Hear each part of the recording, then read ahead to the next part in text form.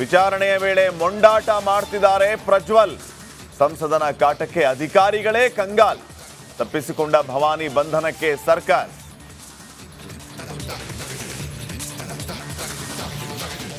ವಾಲ್ಮೀಕಿ ನಿಗಮ ಹಗರಣಕ್ಕೆ ದಿನಕ್ಕೊಂದು ಟ್ವಿಸ್ಟ್. ಬಗೆದಷ್ಟು ಬಯಲು ಅಕ್ರಮ ಲೇಸ್. ದಾಖಲೆ ಸಮೇತ ಬಿಚ್ಚಿಡ್ತಿದೆ ರಿಪಬ್ಲಿಕ್ ಕನ್ನಡ.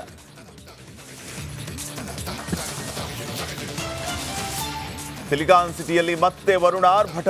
ಒಂದೇ ಮಳೆಗೆ ಜನಜೀವನ ಅಸ್ತವ್ಯಸ್ತ. ರಾತ್ರಿ ಮಳೆಗೆ ವಾಹನ ಸವಾರರ ಪರದಾಟ.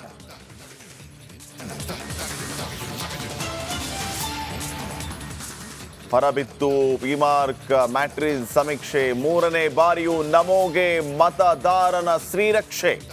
ಮತ್ತೆ ಮೋದಿ ಪ್ರಧಾನಿಯಾಗೋದು ಬಹುತೇಕ ಫೇಕ್.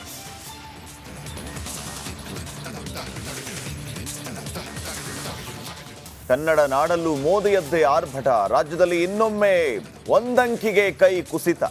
ಕಾಂಗ್ರೆಸ್ಗೆ ಗ್ಯಾರಂಟಿ ಕೈಕೊಟ್ಟ ಮತದಾರ.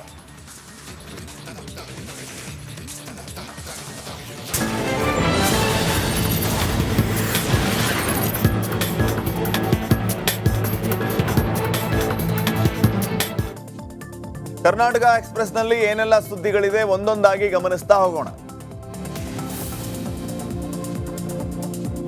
ಬೆಂಗಳೂರು ನಗರದಲ್ಲಿ ಮತ್ತೆ ಮಳೆ ಆರಂಭ ಆಗಿದೆ. Race course, Shivananda circle, Malleshwaram, Chalukya circle, MG road, Shivajinagar ಸೇರಿದಂತೆ ಕೆಲವು ಕಡೆ ಭರ್ಜರಿ ಮಳೆ ಆಗಿದೆ.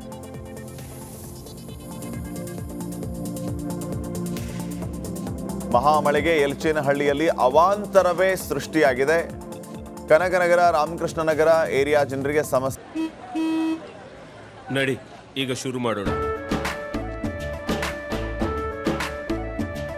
ಕೇಸರಿಯಿಂದ ಮನೋಲ್ಲಾಸ ಮನಸ್ಸು ಮತ್ತೇರಿ ಕುಣಿದಾಡಿದೆ ನೋಡು. ಮನಸ್ಸು ಮತ್ತೇರಿ ಕುಣಿದಾಡಿದೆ ನೋಡು. ಕ್ಷಣ ಕ್ಷಣವೂ ಆಚರಿಸಿ ಕೇಸರಿ ಹಬ್ಬ. ವಿಮಲ್ ಬಾಯಲ್ಲಿ ಹೇಳಿ ಕೇಸರಿ ಆಗಿದೆ. ಮನೆಗಳಿಗೆ ನೀರು ನುಗ್ಗಿ ರಸ್ತೆ ಜಲಾವೃತಗೊಂಡಿದೆ. 15 ವರ್ಷಗಳಿಂದ ಇದೇ ರೀತಿಯ ಸಮಸ್ಯೆ ಅಂತ ಸಾರ್ವಜನಿಕರು ಆಕ್ರೋಶವನ್ನ ಹೊರಹಾಕಿದ್ದಾರೆ.